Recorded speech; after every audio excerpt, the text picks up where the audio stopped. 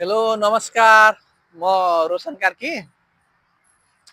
अहिले चाहिँ म कतारको दोहा स्थित यो कर्नेसमा छु र म आजदेखि नयाँ भ्लग बनाउँदैछु। अहिले चाहिँ म यो कतारको दोहामा कर्नेस भन्ने ठाउँमा, विशेष गरेर कर्नेस भनेर चिन्नुहुन्छ प्राय सबैले यहाँ नेपालीहरूले, त्यो ठाउँमा छु। अनि यहाँनिर चाहिँ विशेष गरेर अहिले अब मौसम पनि अलिक राम्रो भएको छ। अनि सबैजना चाहिँ यहाँ बेलुका बेलुका आउन सक्नुहुन्छ। राम्रो छ मौसम। अनि यसो भिडियो बनाउन, हिँड्न, अनि बेलुका बेलुका यसो हिँड्नका लागि मान्छे एक्सर्साइज गर्नका लागि पनि आउनुहुन्छ। अनि नेपाली दाजुभाइहरू प्राय सबैलाई यो ठाउँ थाहा छ। विशेष गरेर यो दोहाभन्दा बाहिर बसेको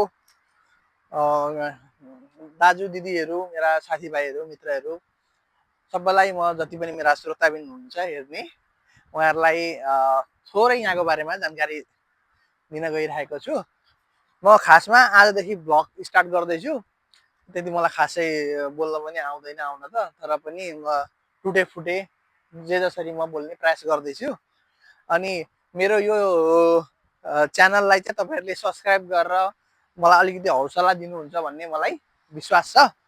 अहिले लगभग म यो बिच एरियामा छु। यो तपाईँहरूले देख्न सक्नुहुन्छ दोहाको यो देखिएको सिटी छ, मेन यही एरिया हो, सबैले दोहा भनेर चिन्ने।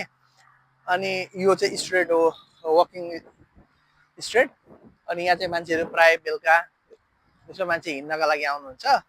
अनि कति आनन्द छ, अहिले मौसम पनि यहाँको ठिक छ। यो चाहिँ भयो समुद्र। अनि यहाँदेखि तपाईँको यस्तो हिँड्ने ठाउँ चाहिँ 2-3 किलोमिटर तलसम्म छ। अनि यता माथि पनि लगभग 2-3 किलोमिटर छ। र प्राय यहाँ आउनुहुन्छ मान्छेहरू। अनि यो चाहिँ रोड भयो, मेन रोड हिँड्ने। यहाँको संसद भवन त्यो देखिएको सेतो बिल्डिङ भयो। अनि त्यस्तै छ। म बिल्कुल आजदेखि नयाँ छु यो भ्लगमा। अनि मलाई मेरो साथीले एकजनाले चाहिँ युट्युब च्यानल पनि बनाएर यसरी अपलोड गर्नुपर्छ, तपाईँ भिडियो बनाएर ल्याउनु भनेर भन्नुभएको छ। अहिले त्यो साथीको नाम चाहिँ म खुलाउन चाहन्न, अलिक पछि तपाईँहरूलाई खुलाउँछु। अनि म आजदेखि भ्लग बनाउँदैछु र जहिले त बनाउन भ्याउँदिनँ, म पनि व्यस्त हुन्छु काममा। तर हप्ताको एकचोटि म अवश्य टाइम दिनेछु र कतारको विभिन्न ठाउँहरू तपाईँहरूलाई म यो मेरो भ्लग मार्फत देखाउने प्रयास गर्नेछु। अनि अब म तपाईँहरूलाई यही भन्न चाहन्छु कि मेरो यो युट्युब च्यानलको यात्रा छ, यसमा मलाई अलिकति सब्सक्राइब बढाएर तपाईँहरूले सहयोग गर्नुहोला